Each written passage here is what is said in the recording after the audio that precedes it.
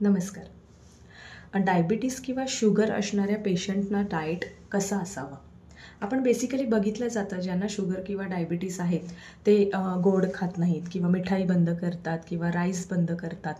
हे तर आहेच, पण त्याहीपेक्षा अजून एक महत्त्वाची गोष्ट मी सांगेन ते म्हणजे तुम्ही तुमचं अन्न किंवा तुमचं फूड हे कोणत्या फॉर्ममध्ये घेताय.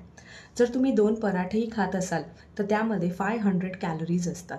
त्यानंतर एक चिप्सचं पॅकेट घेतलं तर त्याच्यामध्ये 480-500 कॅलरीज असतात.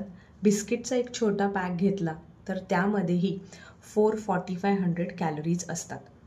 जर आपण ह्या गोष्टी खात आहोत आणि फक्त गोड बंद केलं आहे तर असं अजिबात करू नका. जेव्हा आपण हे अन्नपदार्थ घेतो, जर प्रोटीन आपल्या शरीरामध्ये जास्त झालं तर ते प्रोटीन जर त्याचा आपण यूज केला नाही तर ते बॉडीच्या बाहेर निघून जातं.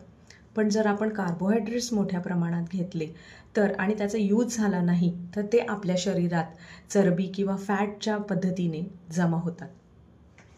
जेव्हा आपण हे पदार्थ खातो आपल्याला वाटतं की हा आजार हा फक्त गोड खाल्ल्यामुळे होतो, तर तसं नाही आहे.